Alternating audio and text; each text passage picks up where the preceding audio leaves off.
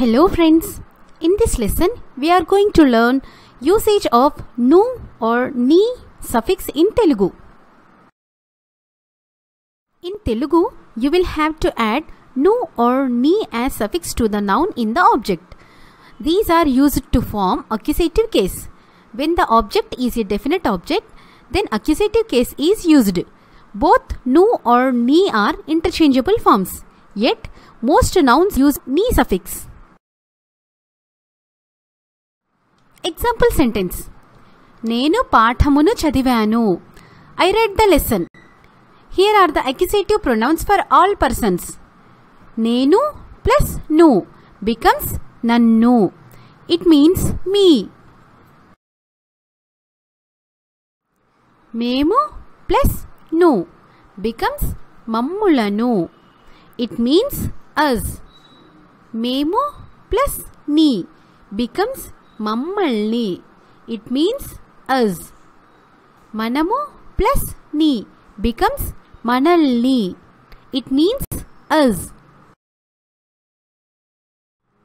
నీవు plus ను becomes నిన్ను. It means you. మీరు plus ను becomes మిమ్ములను. It means you. మీరు plus ని becomes మిమ్మల్ని. It means you. అతడు plus ని becomes అతడిని. It means him. ఇతడు plus ని becomes ఇతడిని. It means him. వాడు plus ని becomes వాడిని. It means him. వీడు plus ని becomes వీడిని. It means him. ఆయన plus ni becomes ఆయనని. It means him. ఈయన plus ni becomes ఈయనని. It means him. ఆయన plus nu becomes ఆయనను.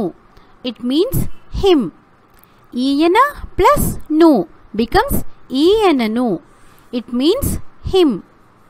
ఆమె plus ni becomes ఆమెని. It means her. ఈమె plus ni becomes ఈమెని. It means her. ఆమె plus nu becomes ఆమెను. It means her. ఈమె plus nu becomes ఈమెను. It means her. ఆవిడ plus ni becomes ఆవిడని. It means her. ఈవిడ plus ni becomes ఈవిడని. It means her. ఆవిడ plus nu becomes ఆవిడను. It means her. ఈవిడ plus nu becomes ఈవిడను. It means her. అది plus ni becomes దానిని. It means her. ఇది plus ni becomes దీనిని. It means her. అది plus ni becomes దానిని. It means it. ఇది plus ni becomes దీనిని. It means it. వారు plus ni becomes వారిని. It means them. వీరు plus ni becomes వీరిని. It means them. వాళ్ళు plus ni becomes వాళ్ళని.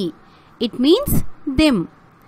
వీళ్ళు plus ni becomes వీళ్ళని. It means them. వాళ్ళు plus nu becomes వాళ్ళను. It means them.